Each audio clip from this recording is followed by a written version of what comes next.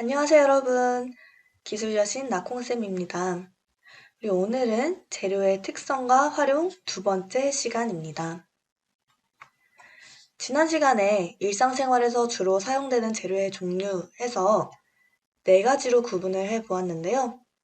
지난 시간에는 목재에 대해서 우리가 자세히 살펴봤었죠?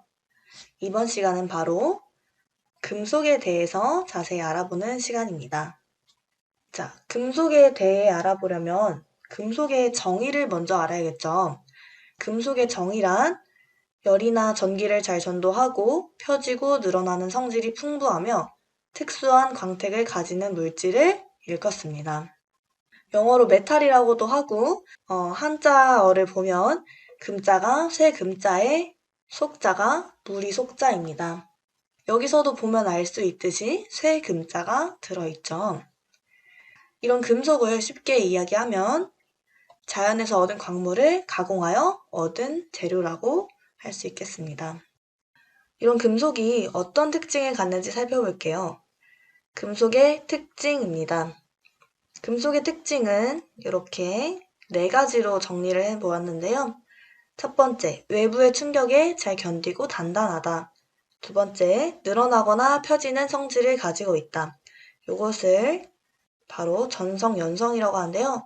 이따 좀 더 자세하게 설명할게요. 그리고 세 번째, 열과 전기를 전달하는 능력이 뛰어나다. 네 번째, 열에 의해 강도가 약해지거나 수분에 의해 녹슬기도 한다. 이런 특징이 있는데 우리 하나하나씩 자세히 예를 들어 살펴봅시다. 첫 번째, 외부의 충격에 잘 견디고 단단하다. 이런 특징을 사용해서 쓴 대표적인 아이템들이 있습니다. 바로 이런 망치, 기어, 혹은 이런 드릴링 머신, 이런 공작 기계나 도구, 기계 요소와 같은 것들은 매우 단단해야 됩니다. 이 친구들이 튼튼하지가 않으면 제대로 기능하지 못하게 됩니다. 망치가 단단해야 되는데 못을 쳤더니 망치가 깨져버리면 안 되겠죠. 마찬가지로 기계의 기어가 돌아가는데 그 기어가 부서지거나 물러가지고 잘 돌아가지 않게 되면 그 기계가 고장나기 마련일 것입니다. 따라서 금속의 이런 강한 특징들을 잘 살려서 만들어줘야 됩니다. 두 번째 특징입니다. 늘어나거나 펴지는 성질을 가지고 있다. 이것은 전성과 연성이라고 불리는 특징인데요. 우리 전성과 연성에 대해서 한번 살펴볼게요. 자, 먼저 전성이란 전자가 펼전자입니다. 펴다는 뜻을 가지고 있죠. 그래서 펴짐성이라고도 하는데요. 동전처럼 납작해질 수 있는 성질을 말합니다. 이렇게 동전을 보면 굉장히 납작해지죠. 그래서 이 전성을 외울 땐 전을 생각하면 되겠습니다. 이건 옥수수전인데 너무 맛있게 생겼죠. 네, 옥수수전도 이렇게 납작하게 펴서 만드는 거죠, 반죽을. 그래서 펴짐성은 전을 생각해서 전성이다. 다음은 연성인데요. 연성은 느릴 연자를 씁니다. 늘어뜨리다 이런 뜻을 가지고 있죠. 그래서 뽑힘성이라는 말로도 불립니다. 엿가락처럼 길게 늘어나는 성질이죠. 엿가락을 뽑을 때 길게 뽑아가지고 이걸 똑똑 잘라가지고 먹는 거잖아. 그래서 이 연성을 외울 땐 이런 길게 늘어뜨리는 연을 생각하면 좀 암기하기가 쉬울 것 같습니다. 네, 이런 특징들을 이용해서 만들어 본 제품이 있는데요. 네, 선생님이 직접 만든 반지입니다.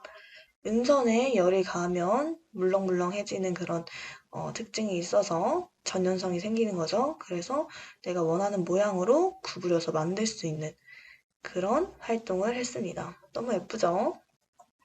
자, 세 번째 특징입니다. 열과 전기를 전달하는 능력이 뛰어나다. 그래서 우리 전선에서 여기 보면 전기가 통하는 부분이 바로 금속이죠. 금속 중에서도 특히 구리를 많이 사용합니다. 전기전자에서 정말 중요하고 가장 기본이 되는 법칙이 있습니다. 바로 옴의 법칙인데요. 전압이 셀수록 전류의 세기가 세지고요. 저항이 세질수록 전류의 세기가 낮아집니다. 전압이라는 것은 전기적 압력을 이야기합니다. 즉, 전기적 에너지의 차이를 이야기하는 것이죠. 그래서 그 차이가 높을수록 전류의 세기가 당연히 세지겠죠. 반면에 저항이라는 것은 저항하다. 우리 뭐, 내가 원하지 않는 것에 저항하다. 이런 의미로 단어를 많이 쓰잖아요. 물체 운동 방향과 반대 방향으로 작용하는 힘을 이야기합니다. 즉, 전류가 흐를 때 전류를 흐르지 못하게 이렇게 막는 역할을 하는 게 저항이죠. 따라서 저항이 높을수록 전류의 세기가 낮아지겠습니다. 자, 요 오음의 법칙은 너무너무 중요하니까 여러분들 머릿속에 꼭 넣어두시길 바랍니다. 자, 그럼 마지막 특징입니다. 열에 의해 강도가 약해지거나 수분에 의해 녹슬기도 합니다. 우리 자전거 타면서 이렇게 자전거의 금속 부분이 녹슨 경험이 많이 있죠. 네, 이것이 바로 수분에 의해서 녹슨 모습인데요. 하나 팁을 이야기하자면 이 녹은 코킹 오일 알죠? 그 후일로 이렇게 문지르면은 잘 없어진다고 해요. 또 다른 방법은 토마토 케첩을 바르는 방법이 있습니다. 이것은 산화와 환원 반응을 이용한 것이죠. 자, 이렇게 해서 금속의 특징 4가지를 살펴보았습니다. 자, 그렇다면 이 금속이 어떻게 구분이 되는지, 그 금속의 종류는 어떻게 되는지 살펴볼게요.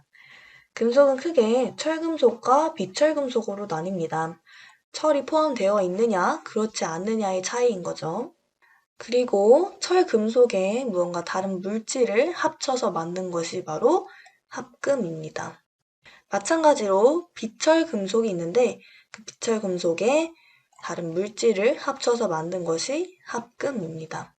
그래서 우리는 크게 철금속과 비철금속, 철금속 합금, 비철금속 합금 이렇게 나누겠습니다. 그럼 먼저 철금속을 살펴볼게요. 철금속은 철을 주성분으로 하는 금속으로 탄소의 함유량에 따라 순철, 탄소강, 주철로 나뉘게 됩니다. 그래서 아래 그림을 보면 이렇게 탄소 함유량에 따라 순철, 강, 주철로 나뉜다고 했는데요. 이 강 중에서도 탄소강과 특수강 이렇게 있죠. 보면은 C가 탄소를 의미합니다. 순철이 가장 탄소 함유량이 적고요.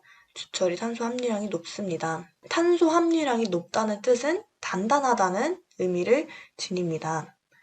그래서 철금속의 3가지를 살펴보면 순철이 가장 탄소 함유량이 낮았잖아요. 그래서 순철이 이야기를 합니다. 난 탄소가 거의 없는 순수한 철이야. 그래서 전기가 잘 통하지. 그리고 그 다음으로 함유량이 많았던 탄소광을 보면 난 탄소가 조금 들어있어. 가공하기 좋고 단단하지. 탄소가 들어있을수록 단단해진다고 했잖아요. 그래서 순철보다는 좀 더 단단하지만 주철보다는 무른 성질을 가지고 있어 가공하기가 편합니다. 그래서 이런 볼트와 너트에 많이 쓰이게 됩니다. 다음은 주철이에요. 딱 봐도 뭔가 단단해 보여. 네, 탄소를 가장 많이 가지고 있어서 압축에 강하고 녹이 잘 쓸지 않는다는 성질을 가집니다. 그래서 이런 맨홀 뚜껑에 쓰이는데 맨홀 뚜껑에 그 수분기가 많이 있잖아요. 하수도가 지나다니는 곳이니까 이런 녹슬지 않는 성질의 금속을 이용한 것이죠. 네, 이렇게 해서 철금속 살펴보았습니다. 자, 다음은 이 철금속에 무언가 다른 물질이 합쳐진 철금속 합금인데요. 탄소강, 우리 아까 중간 정도로 탄소가 함유된 친구 있었죠? 그 친구의 크롬이라는 물질을 합치면 바로 스테인리스강이 됩니다. 여러분 스테인리스 많이 들어봤을 것 같아. 네, 스테인리스란 뜻이 뭐죠? 녹이 쓸지 않는다는 뜻입니다. 스테인이라는 것은 얼룩지게 하다라는 뜻이고요. 리스는 없다는 뜻이어서 얼룩이 지지 않는 금속을 이야기합니다. 우리 스테인리스가 쓰인 가장 대표적인 것이 이런 주방 기구들입니다. 그리고 아래 보면 마찬가지 탄소광을 이용했는데요. 탄소광에 아까는 크롬만 합쳐졌다면 여기에 플러스로 텅스텐까지 합쳐져서 고속도 강이라는 것이 만들어집니다. 이 고속도 강은 다른 금속들보다 강해서 아까 선생님이 기어 굉장히 강해야 된다고 했죠. 이런 기어들에 많이 사용이 됩니다. 자, 이렇게 해서 철금속과 철금속의 합금에 대해서 살펴보았는데요. 자, 다음은 비철금속을 살펴볼게요.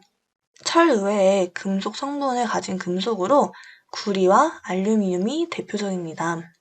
구리, 아까 선생님이 전기 전도도가 높아서 금속이 이런 전선에 많이 쓰인다 했잖아요. 그 전선에 가장 많이 쓰이는 금속 중 하나가 바로 이 구리입니다.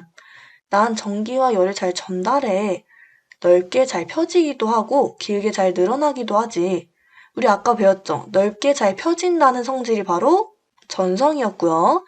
길게 잘 늘어나는 성질은 연성이었습니다. 구리는 전연성이 큰 물질인 거죠. 자, 또 다른 비철 금속은 바로 알루미늄인데요. 난 가볍고 전기를 잘 전달하지. 녹슬지 않지만 외부 힘에 약해. 그래서 이런 캔에 많이 쓰이는데요. 캔 굉장히 가볍잖아요. 금속인데도. 그렇지만 우리가 손으로 이렇게 구겼을 때 구겨질 정도로 약한 성질을 가지고 있습니다. 자, 이렇게 비철금속도 한번 살펴봤는데요. 비철금속에 무언가를 합친 비철금속 합금도 살펴봐야겠죠? 자, 이런 것들이 있습니다. 구리에 아연이 합쳐져서 황동이 됩니다. 굉장히 아름답죠? 이 악기 이름이 뭘까? 이 악기 이름 선생님 궁금해서 찾아보니까 호른이라고 합니다. 자, 그리고 밑에 보면 아까 우리 비철금속 2개 있었죠? 구리랑 알루미늄이 있었습니다.